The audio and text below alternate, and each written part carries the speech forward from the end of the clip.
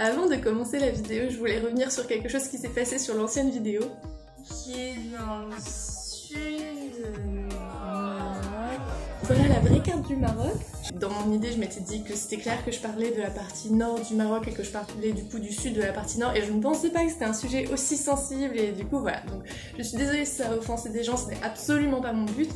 Mais voilà, si on pouvait maintenant fermer ce sujet, je pense avoir suffisamment montré que c'est un pays que j'apprécie et que je respecte pour ne pas s'attarder trop longtemps là-dessus. On se retrouve aujourd'hui pour les choses qui m'ont surprise au Maroc. C'est parti. Je vais vous montrer mes petits progrès. Attention, c'est parti. Numéro 1. J'ai remarqué donc que beaucoup de gens préparent des projets. Ici, c'est normal d'avoir des objectifs, c'est normal d'avoir un projet de vie, de focaliser sur un objectif et ensuite d'y aller étape par étape, etc. Mais souvent, j'ai rencontré des personnes qui m'ont dit « Ah, tu devrais faire un projet » ou « Ah, j'organise un projet, cette personne a ce projet-là ». Et vraiment, le côté projet avec des objectifs, un plan de comment y arriver, c'est quelque chose que j'ai remarqué beaucoup ici et qu'on n'a pas forcément en France. En France, c'est beaucoup plus abstrait de qu'est-ce que tu veux faire dans ta vie, de plus sur le bonheur, la vie professionnelle, mais il n'y a pas vraiment ce truc très précis de projet tel quel, paf. Je ne sais pas si vous avez vu ma vidéo au Vietnam, mais voilà ce que je disais. Qui fait ça? Qui se soit comme ça? Et ben ici je me suis fait corriger gentiment. C'est-à-dire que y a des personnes qui s'assoient donc comme ça aux toilettes et qui m'expliquaient que morphologiquement ça se passe mieux quand c'est comme ça. Donc voilà, j'étais un peu étonnée. Donc j'ai appris quelque chose et ça m'a surprise. L'État, ça se découpe en 3 sous-parties. Attention, c'est l'argent. Alors j'ai remarqué qu'ici il fallait être très organisé avec l'argent, puisque ce qui se passe, c'est qu'on ne peut pas payer par carte quasiment partout, à part à Carrefour ou vraiment dans des endroits très particuliers, mais la plupart du temps on ne peut pas payer par carte, donc il faut aller retirer de l'argent. L'argent qu'on va retirer, c'est des billets de 100 ou de 200 qu'on va nous donner. Mais ces billets-là ne peuvent pas être cassés partout, c'est-à-dire que par exemple si vous prenez un petit taxi qui va vous faire un petit trajet, vous n'allez pas lui sortir le billet de 200 parce que lui il n'a pas de quoi vous rendre la monnaie. Et c'est le cas de beaucoup d'endroits. Donc il faut être hyper organisé de quand est-ce que j'ai besoin d'acheter quoi pour aller retirer de l'argent, prendre votre gros billet et le casser au bon endroit pour ensuite avoir de la monnaie, pour ensuite pouvoir aller acheter à un autre endroit. Voilà, c'est... Après, si vous n'êtes pas organisé, c'est pas très grave, c'est juste que ça va un petit peu embêter les gens autour de vous et c'est dommage. Ensuite, j'ai appris qu'on ne pouvait pas sortir les dirhams du Maroc, ou du moins c'est très compliqué. Si on sort, alors bien sûr je parle pas de 20 dirhams, hein. Ça se sort pas comme ça en fait, c'est-à-dire qu'il faut soit que ce soit fait dans des raisons touristiques, soit que vous avez un business, mais vraiment il faut que tout soit très traçable et qu'on comprenne pourquoi vous sortez cet argent du Maroc. Ce qui n'est pas le cas de l'euro je crois, mais après je me trompe peut-être parce que je n'ai pas de business et je n'ai jamais eu besoin de retirer beaucoup d'argent, mais c'est vrai que j'ai jamais eu ce sentiment là au cours de mes voyages d'être bloquée par l'argent que je pouvais ou non sortir en fait. Alors que ici au Maroc, j'ai déjà rencontré des personnes qui m'ont demandé est-ce que tu pourrais me payer en euros et je te rembourse en dirhams parce que je ne peux pas sortir ces dirhams là du Maroc. 3e sous-partie, c'est le rial.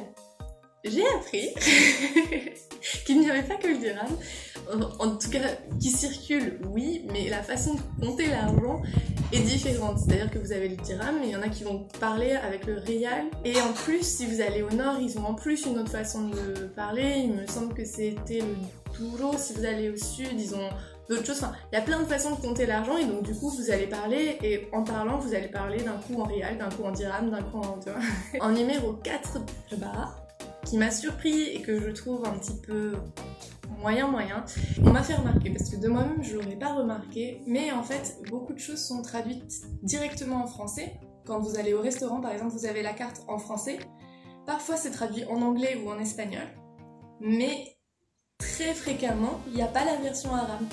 Et il faut savoir, contrairement à ce que beaucoup de gens pensent, tous les Marocains ne parlent pas français. C'est-à-dire que si vous êtes dans une ville touristique, oui, il y aura plus de personnes qui vont parler français, ou si vous venez d'un milieu social aisé, mais il y a beaucoup de gens qui ne parlent pas du tout français, et donc du coup, c'est un peu étonnant de ne pas traduire en fait. C'est comme si en France, vous aviez les menus qui étaient en anglais, traduits en allemand et en espagnol, mais que vous n'avez pas la version française. Donc pareil, à la télé, il y a parfois des émissions qui sont en français sans sous-titres. Là, on peut voir que sur le carnet vétérinaire, et ben tout est écrit en français, il n'y a pas de version arabe. Enfin, je veux dire, il n'y a pas que des Français qui prennent des chatons, c'est un peu excluant. Hamza, je ne sais pas si c'est une vérité générale. En tout cas, ce qui m'a surpris, c'est que les travaux avancent hyper vite. Ici, près de ma fenêtre, je vois une maison qui s'est construite pendant le confinement. Au fur et à mesure, j'ai vraiment vu les étapes, quoi. C'est-à-dire qu'il n'y avait rien et maintenant il y a une maison. Et pareil, une fois j'étais venue dans un endroit et je suis revenue un mois plus tard et tout le quartier avait tellement changé, ça m'a impressionnée. J'étais super étonnée que les travaux avancent aussi vite au Maroc. Après, l'explication qu'on m'a donnée, c'est que c'est parce que très souvent c'est fait à l'arrache. Donc c'est pas des matériaux de bonne qualité, c'est fait très rapidement et donc ça va donner des constructions qui vont pas durer dans le temps ou qui vont avoir plein de soucis en fait. Pour en avoir l'exemple juste sous mes yeux, effectivement, j'entends mes voisins comme s'ils habitaient chez moi. Ça, les gars, le thé, c'est pas un mythe. C'est-à-dire qu'il y a ce cliché de Maroc, le thé, voilà. Mais pour moi, c'était un cliché, donc c'est-à-dire, oui, mais pas tant que ça. Mais non, en fait, genre, vraiment, ça m'a étonnée de voir que quand je suis allée dans différentes familles, à chaque fois, on m'accueillait avec du thé et c'est du thé le matin, du thé à midi, du thé le soir, à 4h au goûter et à n'importe quelle occasion, il y a la petite théière de sortie. Et moi je trouve ça très bien, j'adore ce thé là, mais voilà, je pensais que c'était juste un cliché, une image qu'on avait du Maroc, mais j'ai vu de mes propres yeux dans des familles traditionnelles que non, ce n'est pas un cliché.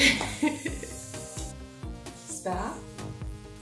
Quand on demande en mariage quelqu'un de façon traditionnelle, j'entends vraiment la façon traditionnelle, l'homme vient avec des kilos de sucre. Moi, en tant que petite française traditionnelle, bercée dans mes films, etc., une demande en mariage, c'est l'homme qui se met un pied à terre avec la petite bague comme ça, et la fille qui fait et qui pleure. Mais voilà, et donc j'ai appris qu'ici, non, c'était pas du tout comme ça que ça se passait, a priori de façon traditionnelle, je le répète. Mais que voilà, t'arrives avec tes kilos de sucre. Alors du sucre, je crois que tu ramènes aussi du lait, enfin des produits utiles. C'est une façon de montrer que tu vas être capable de subvenir aux besoins de la femme que tu veux prendre comme épouse.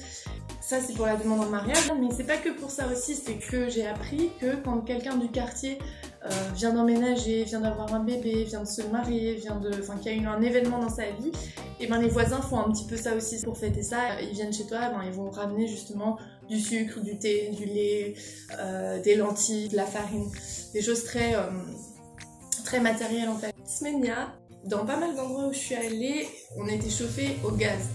On a une bouteille de gaz et ça veut dire qu'une fois qu'elle arrive à la fin, et on va la changer. Et c'est super dangereux en fait, il y a plein d'accidents. Voilà, j'étais très étonnée et alors complètement démunie face à ça. Dès qu'on me disait la bouteille de gaz est finie, il faut la changer, je me disais ah non, moi je fais pas ça hein, parce que si je le fais, la maison va exploser, je ne sais absolument pas faire ça, je ne sais pas faire ça. Ça m'a étonnée de voir qu'il y a encore beaucoup d'endroits où en fait chacun a sa propre bouteille de gaz qui change régulièrement, qui va mettre pour la salle de bain et puis pouf, après il va la débrancher de la salle de bain, pouf, il va la mettre dans le chauffe-eau si besoin. Enfin, j'étais très étonnée et en plus un petit peu inquiète. Ça oui. Alors je vais te parler des transports en général. Tout le monde se connaît les taxis marocains, pas de soucis. C'est plutôt commun d'être 7 dans un taxi. 3 personnes à l'avant, donc le chauffeur et 2 personnes à l'avant, et 4 personnes derrière. Bon, c'est convivial, dirons-nous. Et dans la même catégorie, les transports, l'année dernière, j'avais eu la chance de fêter l'Aïd au Maroc. Ça implique des moutons. Et donc, dans la soute à bagages du bus, ils mettaient les moutons vivants.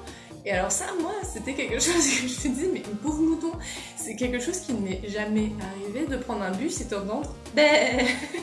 Ça m'a étonnée, ça m'a fait un peu sourire. J'étais un petit peu triste pour l'animal quand même, parce que je ne suis pas sûre qu'à ce moment-là, ils le vivent très bien. À cheval. Je ne sais pas à quel point c'est quelque chose qui se fait de façon générale ou juste dans les endroits où j'ai été, mais c'est assez commun de mettre ses déchets directement sur la table en fait. Quand on mange et que, je sais pas, on mange un poulet et qu'il nous reste l'os, on va le mettre sur la table, on va pas forcément le remettre dans notre assiette. Après tout, pourquoi pas? C'est-à-dire que au final, la table, on va la nettoyer. Qu'il y ait des choses dessus ou qu'il n'y ait pas quelque chose dessus. Donc du coup, les gens s'embêtent pas trop à se dire « Attends, faut pas trop que je mette sur la table. » Non, ils mettent sur la nappe, hop là, alors c'est pas des nappes en tissu, c'est des nappes qui se nettoient facilement quoi.